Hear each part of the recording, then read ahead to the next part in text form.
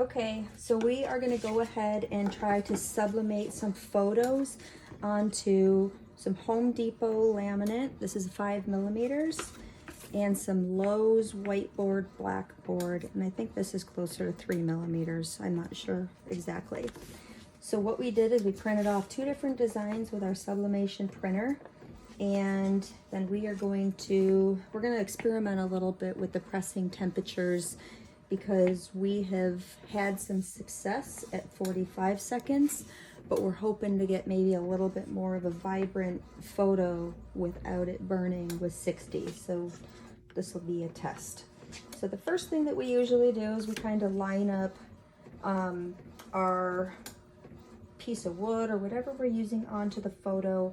And what we also did is made the photo a little larger so that we don't have any space on our wood or our whiteboard that doesn't have some image printed onto it.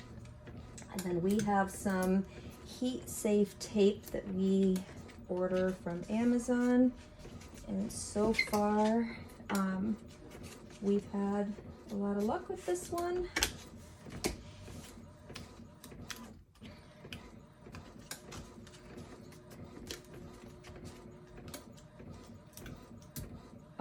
We've used it for shirts, wood, all kinds of material, and I haven't noticed any leftover residue or issues from this tape. So we like to get a good seal all the way around, just so the image doesn't shift and we don't get any of that ghosting, and so that we also have a just a good tight pack around it. So I'm just going to go ahead and get both of the signs ready, and then we'll just press them one after the other. And I actually have, this one's not ready to go, so I lied because we're resizing. So we'll do this one.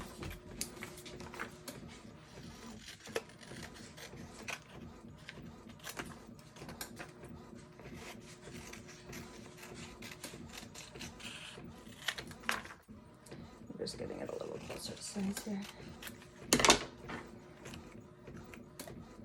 This is just an extra piece that we had, so we figure we might as well.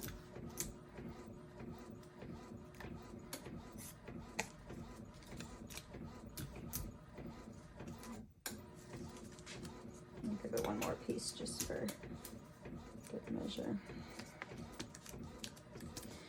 So we're already at temperature, and again with the heat press, you are supposed to kind of get your pressure just right, and this is still an experiment for us because we have done very little pressing with wood, or actually we haven't done a whole lot of pressing, to be honest. So we always put some butcher paper underneath and on top of anything that we're sublimating so that it doesn't leak through to our heat press, because it will.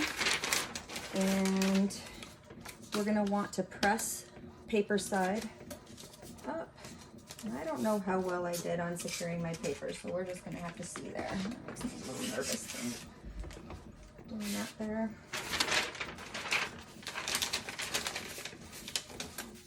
Exactly center.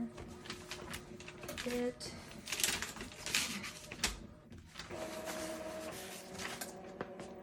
Some people do not like to use Teflon sheets because they say that they hold moisture and whatnot. So far we haven't had trouble, and I still just do it because I'm used to it. So my piece should be covered just fine into there, and I'm going to go ahead and we're going to try 60 seconds at 400 degrees. And I can already tell that that is too tight for this.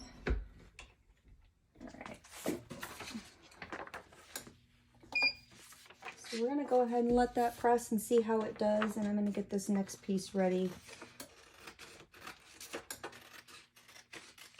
I can already see my piece smoking there. I don't know about any of you guys that have sublimated, but to us it smells disgusting. I don't know if it's the gases that the ink puts off or what, but it almost smells like fishy and weird.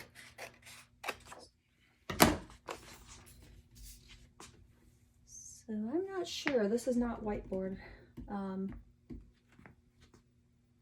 I'm not sure how long I want to let this go, but we're just going to keep going. I just got my face in there.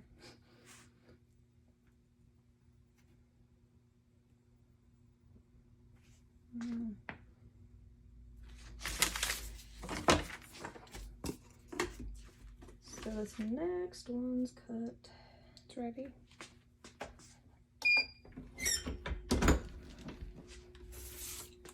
Okay, when you take out wood, whiteboard, any of that, it's actually even hotter than the t-shirts and other products that I've worked with. So do be careful. And it looks like this was probably too long. It kind of looks like the image burnt, but we'll see.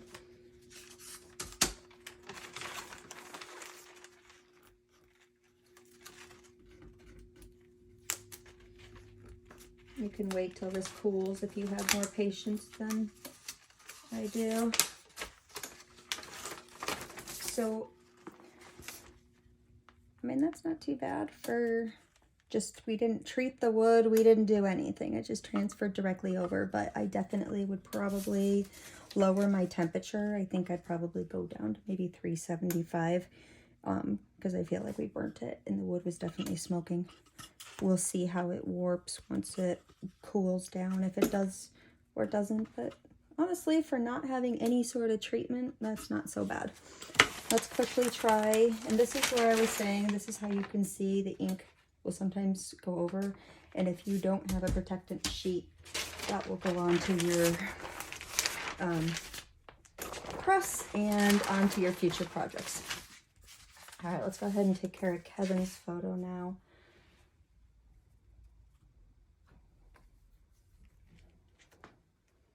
Alright, I'm gonna do the same thing.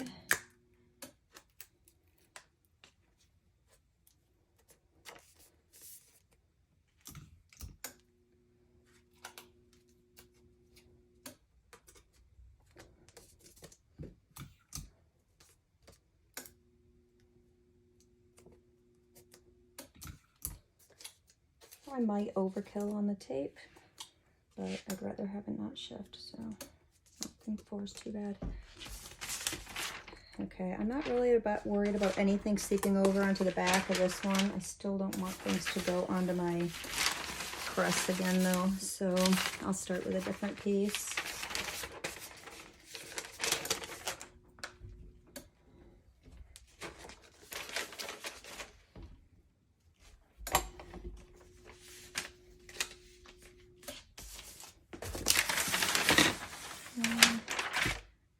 Back up and grab some of this here.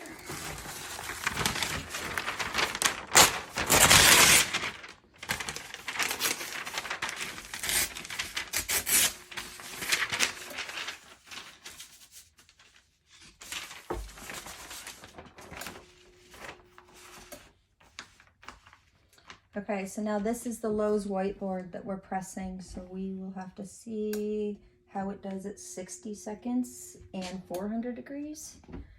Yesterday I pressed for 45 seconds at 385 degrees.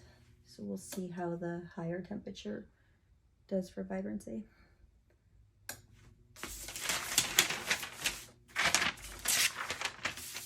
feel like these are a huge waste, but I don't want ink to carry over.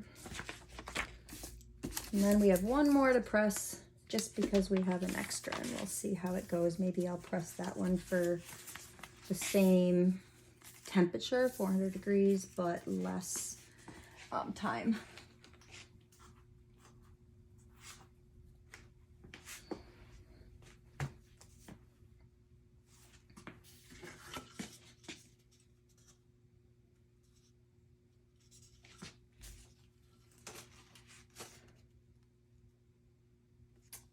And that side was dark ink, so since it was dark, I think it actually did pretty well.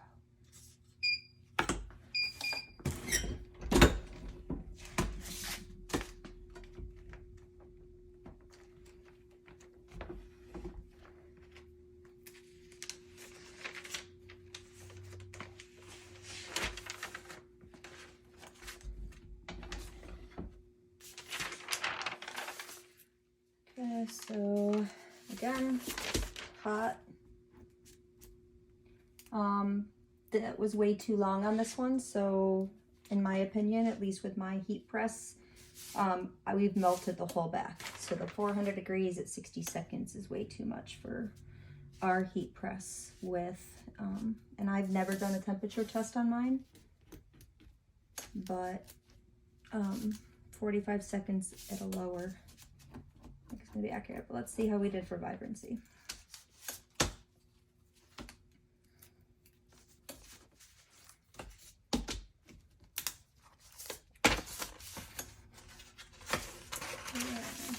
I think it kind of burnt it. It got too dark.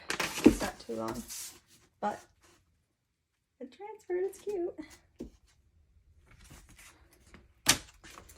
It turned kind of like a gray. All right, let's try one more. And actually, I'm going to drop the temperature just so you can see. I'm going to drop it down to 385.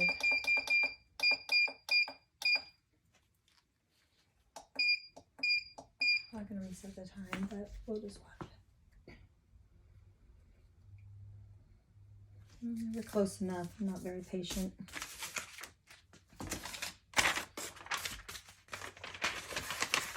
Do that.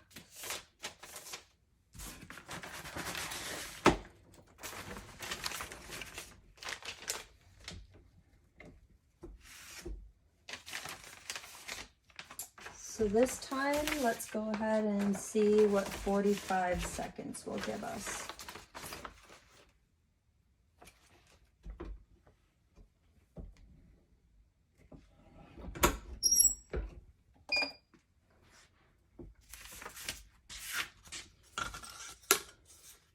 I don't know if you can tell on the camera, but I basically just pulled up deep black backing there. It melted it. This one did just fine. So the wood can handle the higher temperatures. And I have used Home Depot whiteboard, and I actually like the way the Home Depot whiteboard sublimates, but my Glowforge doesn't cut it very well. It's really hit and miss, and more often it's a miss.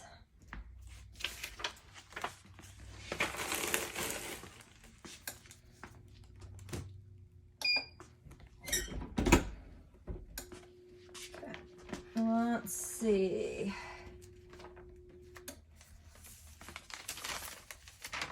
I'm gonna go ahead and turn this off because that's the last of our tests for now.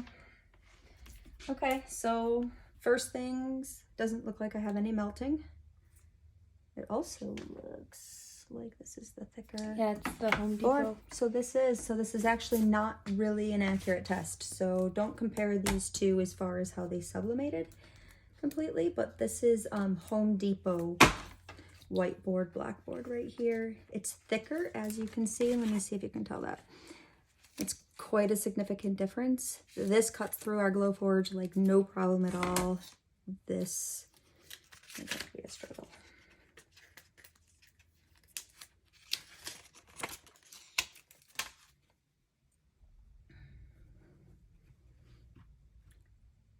So there we go. There's Daisy on wood. There's Daisy on whiteboard. I probably would still play with my temperature a little bit. I still feel like it's kind of maybe burning and going a little bit dark. You can see the pink looks like it scorched some. So I think that we want to maybe lower to, I really honestly think I might have got it down to 345 degrees and 45 seconds to get my best cut in the past. But mainly we just wanted to show you guys that it was possible with different products you could buy in your local hardware store without even treating the wood. Just go ahead and play with your settings. And that's it.